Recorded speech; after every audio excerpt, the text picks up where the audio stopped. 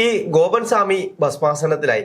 പക്ഷേ കോഴിച്ചങ്കളുടെ collector bro ആണ് ഇന്ന് തരംഗം. കോഴിച്ചങ്കളുടെ കളക്ടർ ബ്രോ, അതായത് നമ്മുടെ തിരുവനന്തപുരം സബ് കളക്ടറെ പറ്റിയാണോ പറയുന്നത്? അതെ, OV ആൽഫ്രഡ്. ആളുകളൊക്കെ ഇൻസ്റ്റാഗ്രാം തപ്പി അങ്ങ് ഇറങ്ങിയിട്ടുണ്ട്. ഈ വാർത്ത കുറെ അധികം പേര് ചർച്ച ചെയ്ത് കഴിഞ്ഞ വിഷയമാണ്. പിന്നെ ഇത് ചർച്ച ചെയ്യുന്നത് ചില കാരണങ്ങളുണ്ട്. ഈ സോഷ്യൽ മീഡിയയുടെ വരവോടുകൂടി പെൺകുട്ടികൾ വളരെ രസകരമായി കമന്റ് ഇട്ട് തുടങ്ങുന്നതാണ്. ഇതിനകത്ത് ഏറ്റവും രസകരമായ സംഭവം എന്താ പറയുന്നത്, ഈ മെയിൻ സ്ട്രീം ചാനലുകൾ, അതായത് 24 റിപ്പോർട്ടർ, ഏഷ്യാനെറ്റ്, മാതൃഭൂമി പോലെയുള്ള മെയിൻ സ്ട്രീം ചാനലുകളുടെ ലൈവ് സ്ട്രീമിങ്ങിന്റെ കമന്റ് ബോക്സ് കണ്ടിട്ടുണ്ടോ രാഹുൽ? ഞാൻ കണ്ടിട്ടുണ്ട്. ഇതൊരു ചാറ്റിംഗ് പ്ലാറ്റ്ഫോം പോലെ ആയിരിക്കുകയാണ്. അതിനകത്ത് സ്ഥിരമായിട്ട് വരുന്ന ആളുകളുണ്ട്. ഒരാളെ കണ്ടില്ലെങ്കിൽ വേറൊരാൾ ചോദിക്കും, ഇന്ന് അമ്മുക്കുട്ടി വന്നില്ലേ, ഇന്ന് അപ്പുക്കുട്ടൻ വന്നില്ലേ എന്നൊക്കെ മറുപടി കൊടുക്കാറുണ്ട്. അതാ ഞാൻ പറഞ്ഞത്, കൃത്യമായിട്ട് ഇവര് ഒരു സൗഹൃദ വലയം. ഇപ്പൊ നമുക്കറിയാം, പണ്ട് ഈ KSRTC ബസ്സിലൊക്കെ യാത്ര ചെയ്യുന്ന ആളുകൾ ഒരു സൗഹൃദ വലയം ഉണ്ടാക്കി വെക്കുമായിരുന്നു. അത്തരത്തിൽ ഇന്ന് ഈ ചാറ്റ് ബോക്സുകളിൽ ഒരു സൗഹൃദ വലയം ഉണ്ടാക്കി വെച്ചിട്ട് ഇവിടെയാണ് ഇത്തരത്തിലുള്ള ചർച്ചകൾ പൂക്കുന്നത്. ഇത് കണ്ടിട്ടാണ് നമ്മളെ പോലെയുള്ള ഓൺലൈൻ മാധ്യമങ്ങളൊക്കെ ഇത്തരം സാധനങ്ങൾ എടുത്ത് വാർത്തയാക്കിക്കൊണ്ടിരുന്നത്. പക്ഷെ ഇപ്പൊ ഇത് മെയിൻ സ്ട്രീം ചാനൽ, ഈ ഓൺലൈൻ ചാനലുകാരെ ജീവിക്കാൻ മെയിൻ സ്ട്രീം ചാനലുകാർ സമ്മതിക്കാത്ത അവസ്ഥയാണ്. ഇവർക്ക് ഇതിപ്പോ കണ്ടന്റായി മാറി. ഇപ്പൊ റിപ്പോർട്ടർ ചാനലൊക്കെ വന്നതിന് ശേഷം ഈ ഓൺലൈൻ ചാനലുകളുടെ അതേ 24 ആണ്. റിപ്പോർട്ടറിന് മുമ്പ് 24 ആണ്. 24 റിപ്പോർട്ടറും തമ്മിൽ മത്സരം തുടങ്ങിയപ്പോഴത്തേക്ക് ഇന്നിപ്പോ ഇന്നലെ വെള്ളിയാഴ്ചയായിരുന്നു. ഈ വെള്ളിയാഴ്ച ദിവസം മാർക്ക് റേറ്റിംഗ് ഒക്കെ വരുമ്പോ 2.5 പോയിന്റിന്റെ വ്യത്യാസത്തിൽ ഇഞ്ചോടിഞ്ച് മത്സരമാണ്. കേരള വിഷന്റെ ലാൻഡിംഗ് പേജ് മേടിച്ചിട്ട് റിപ്പോർട്ടർ കഷ്ടപ്പെടുന്നു എന്നാണ് കേൾക്കുന്നത്. അപ്പോ സ്വാഭാവികമായിട്ടും ഇത്തവണ തിരുവനന്തപുരത്ത് ഒരാളുടെ മരണത്തിനകത്ത് നിന്ന് പ്രണയം കണ്ടെത്തുന്ന കോഴിച്ചങ്കുകൾ, രാഹുൽ ആദ്യം ഉപയോഗിച്ച വാക്ക് ഞാൻ ഉപയോഗിക്കണം, അത് തെറ്റായ പെൺകുട്ടികൾ ഇങ്ങനെ കളക്ടർ ബോർഡ് പുറകെ ഇങ്ങനെ പോകാനുള്ള ഒരു കാരണം. തിരുവനന്തപുരം ജില്ലാ കളക്ടർ പൊതുവെ ഒരു ചെറുപ്പക്കാരനാണ്, കണ്ണൂർ സ്വദേശിയാണ്. ആള് അത്യാവശ്യം ഫുട്ബോൾ പ്രാന്തൊക്കെ ഉള്ള, നമ്മളെ പോലെയല്ല, രാഹുലിന്റെ ഒക്കെ പ്രായത്തിലുള്ള ഒരു കാണാൻ ഇച്ചിരി ഭംഗിയുള്ള ഒരു ചെറുപ്പക്കാരനാണ്. എന്ന് ചോദിച്ചാൽ ചോദിക്കും, നാട്ടില് അതിനേക്കാൾ ഭംഗിയുള്ള ചെറുപ്പക്കാർ വേറെ ഇല്ലേ? ഉണ്ട്. ഇപ്പൊ ഞാൻ അദ്ദേഹത്തിന് സഹോദരി ഇല്ല എന്നല്ല പറയുന്നത്. പക്ഷേ ഈ സിനിമക്കാരുടെ പുറകെയാണല്ലോ ഇതുകൊണ്ടുള്ള ആളുകൾ നോക്കൂ. ഈ സിനിമകൾ കണ്ടും ചാനലുകൾ കണ്ടും ഒക്കെ നമ്മൾ മനസ്സിൽ സെറ്റ് ചെയ്ത് വെച്ചിരിക്കുന്ന കുറെ രൂപങ്ങളുണ്ട്. കളക്ടർ, കമ്മീഷണർ, SP, SI-മാരോടൊന്നും ഇപ്പൊ വലിയ ഭ്രമമൊന്നും ആർക്കും ഇല്ല. ഇങ്ങനെ കുറെ കാറ്റഗറിയിലുള്ള ആളുകളുണ്ട്. ഇവരുടെ ജോലിയുടെ ഈ സംഭവം, അപ്പൊ ഇത്രയും ഉത്തരവാദിത്തപ്പെട്ട ജോലിയിൽ കണ്ടാൽ വളരെ ക്യൂട്ടായിട്ടുള്ള ഒരു പയ്യൻ വന്ന് വളരെ കാര്യക്ഷമമായി കാര്യങ്ങൾ ചെയ്യുന്നു. ആളുകളല്ലേ. അപ്പൊ സ്വാഭാവികമായിട്ടും അവരോട് ഒരു പ്രണയമൊക്കെ തോന്നും. ഈ പ്രണയമൊന്നും നടക്കില്ല എന്നറിയാം. അപ്പൊ ഇവരെന്ത് ചെയ്യും, ഒരു സ്റ്റൈലില് ഓൺലൈനിൽ അടിച്ചു വിടുകയാണ്.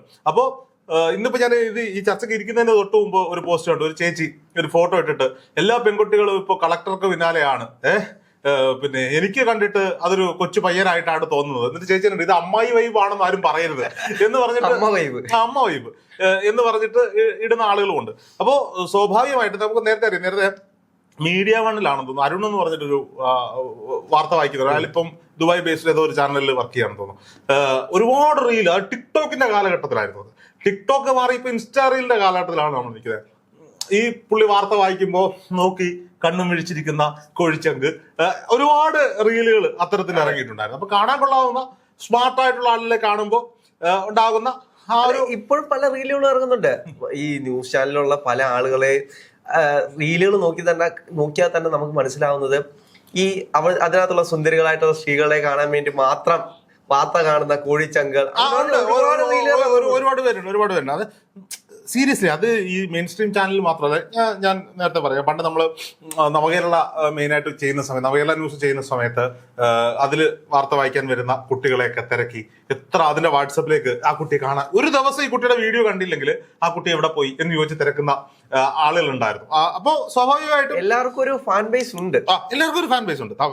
സീരിയസ്ലി അത് പെൺകുട്ടികൾക്കാണ് കൂടുതൽ എന്നുള്ളതാണ്. ചെറുപ്പക്കാർക്ക് വളരെ അപൂർവമായിട്ടൊക്കെ നമ്മുടെ സബ് കളക്ടറെ പോലുള്ളവർക്കൊക്കെ അപൂർവമായി കിട്ടും. ഞാനൊക്കെ പലപ്പോഴും അന്തിച്ചു വിട്ടു. നമ്മളൊക്കെ 2 വർഷമായിട്ട് ചില ചാനലുകളിലൊക്കെ ഇരുന്ന് വീഡിയോകളും കാര്യങ്ങളും 3-4 വർഷമായിട്ട് നമ്മൾ സ്ഥിരമായി ചെയ്യുന്നെങ്കിലും ഒരു ചാനലിൽ തന്നെ സ്ഥിരമായി 2 വർഷമായിട്ട് നമ്മൾ, അപ്പൊ നമ്മുടെ മനസ്സിലുള്ള അഹങ്കാരം, നമ്മളാണ് അതിന്റെ മുഖം എന്നൊക്കെ വിചാരിച്ച് ഏതൊരു ഹോട്ടലിലൊക്കെ ചെന്നിരിക്കുമ്പോഴായിരിക്കും അവിടെ ട്രെയിനിയൊക്കെ ആയിട്ട് വന്ന കുട്ടികൾ നമ്മുടെ കൂടെ ഉണ്ടെങ്കിൽ ചില വന്നിട്ട് മോള് അല്ലെങ്കിൽ ഇന്ന ന്യൂസിലെ ആളല്ലേ. അപ്പൊ ഞാൻ കേട്ടാ 2 വർഷമായിട്ട് ഡെയിലി വീഡിയോ പടച്ചു വിടുക, നമ്മളെ അവൻ അറിയത്തില്ല, ഈ കുട്ടിയെ അറിയാം.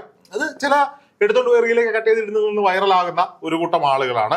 ഏതായാലും ഗോപൻ സ്വാമി ഭസ്മാസ്ത്രസ്ഥനായി. പുതിയൊരു വാക്കാണെങ്കിൽ ക്ഷമിക്കണം, ഞാൻ അങ്ങനെ പറയാനാണ് ആഗ്രഹിക്കുന്നത്. ഭസ്മത്താൽ മൂടപ്പെട്ടു. ഗോപൻ സ്വാമി വിശുദ്ധനായിരിക്കുന്നു, ഗോപൻ സ്വാമി യോഗീശ്വരനായിരിക്കുന്നു. ഇനി ഗോപൻ സ്വാമിയുമായി ബന്ധപ്പെട്ട വാർത്തകൾ വരണമെങ്കിൽ, ഈ സബ് കളക്ടർ അതിൽ പ്രത്യക്ഷപ്പെടണമെങ്കിൽ ഈ ഗോപൻ സ്വാമിയുടെ പോസ്റ്റ്മോർട്ടത്തിന്റെ രാസപരിശോധനാ ഫലം എന്തെങ്കിലും കുടുംബത്തിന് ഓപ്പോസിറ്റ് ആയിട്ട് വരേണ്ടിയിരിക്കുന്നു. അല്ലെങ്കിലും ഇനി ഇനി വാർത്തക്കാർക്കെല്ലാം പുള്ളിയുടെ മുഖം കാണിച്ചാൽ റീച്ച് ആയിരിക്കും. പുള്ളിക്ക് കിട്ടാൻ പോകുന്ന ഒരു വലിയ മാധ്യമ കവറേജാണ്. നമുക്കറിയാം, ഇതിനു മുമ്പ് ഇത്തരത്തിലുള്ള ഭാഗ്യം ലഭിച്ച കുറച്ച് കളക്ടർമാരുണ്ട്. കളക്ടർ ബ്രോ പ്രശാന്ത്, ദിവ്യ എസ് അയ്യർ, പിന്നെ നൂർ, നമ്മുടെ പത്തനംതിട്ട കളക്ടറായിരുന്ന നൂർ, ഇവരെയൊക്കെ വലിയ രീതിയിൽ ഇതുപോലെ മാധ്യമങ്ങൾ കൊട്ടിഘോഷിച്ചതാണ്. ഇനി മാധ്യമങ്ങൾക്ക് മനസ്സിലായി ഇവരെ തൊട്ടാൽ റീച്ച് ഉണ്ടാവും. അതുകൊണ്ട് ഇവരുടെ വാർത്തകൾ ഇനി സ്ഥിരമായി വരും. അതുകൊണ്ട് ഗോപൻ സ്വാമി ഭസ്മാസ്ത്രനായതുകൊണ്ട് നമ്മുടെ കോഴിച്ചങ്ക് ചേച്ചിമാരും കുട്ടികളും ഒന്നും വിഷമിക്കേണ്ട.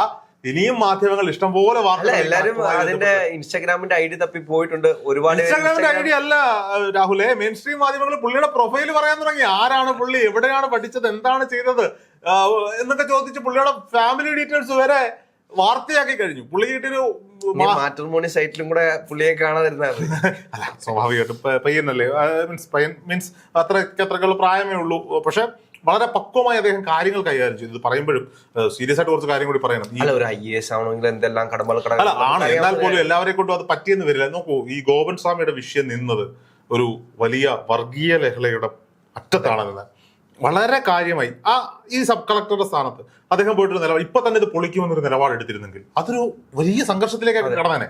അദ്ദേഹം അവർക്ക് കോടതിയെ സമീപിക്കാനുള്ള സമയം അനുവദിച്ചു കൊടുക്കുന്നു, കുടുംബത്തോട് സംസാരിക്കുന്നു, നിയമവശങ്ങൾ പറഞ്ഞു മനസ്സിലാക്കുന്നു. പിന്നീട് കോടതി വിധി ഇവർക്കെതിരാകുമ്പോൾ കുടുംബം അതിനോട് സഹകരിച്ചത് നന്നായില്ലേ? എന്തായാലും ഇത് പൊളിക്കും. പക്ഷെ ഇത് സഹകരിച്ചു. ഈ പോസ്റ്റ്മോർട്ടം റിപ്പോർട്ടിന്റെ പ്രാഥമിക ഫലം വരുമ്പോൾ കുഴപ്പമൊന്നുമില്ല. അപ്പോൾ വലിയ മഹാസമാധി, വലിയ കൂടുതൽ ഉപകാരം ഉണ്ടായിരിക്കും. ഉറപ്പായിട്ടും. അപ്പൊ എല്ലാ കാര്യങ്ങളും കൃത്യമായി കോർഡിനേറ്റ് ചെയ്തുകൊണ്ട് ഈ തിരുവനന്തപുരം സബ് കളക്ടർ എന്ന് പറയുന്ന ആളത് കൃത്യമായി കൈകാര്യം ചെയ്തു എന്നുള്ളതാണ്. അതിൽ അദ്ദേഹത്തിന് വലിയൊരു കയ്യടി അർഹിക്കുന്നുണ്ട്. എന്തായാലും കോഴിച്ചങ്കകൾ നിരാശപ്പെടേണ്ടി വരില്ല. കളക്ടർ ഇവിടെ തന്നെയുണ്ട്, വളരെ സുന്ദരനായി സുമുഖനായി അദ്ദേഹം നമുക്കൊപ്പം തന്നെ. കളക്ടർ ബ്രോ സിംഗിൾ ആണ്. അതെ, കളക്ടർ ബ്രോ സിംഗിൾ ആണെന്ന് പറഞ്ഞാൽ അവർക്ക് ചിലപ്പോൾ ഇഷ്ടപ്പെടില്ല. അവരവരെ ബ്രോ എന്ന് വിളിക്കാൻ ആഗ്രഹിക്കുന്നില്ല എന്നാണ് ഞാൻ മനസ്സിലാക്കുന്നത്. കളക്ടർ ചങ്ക് സിംഗിൾ ആണ്.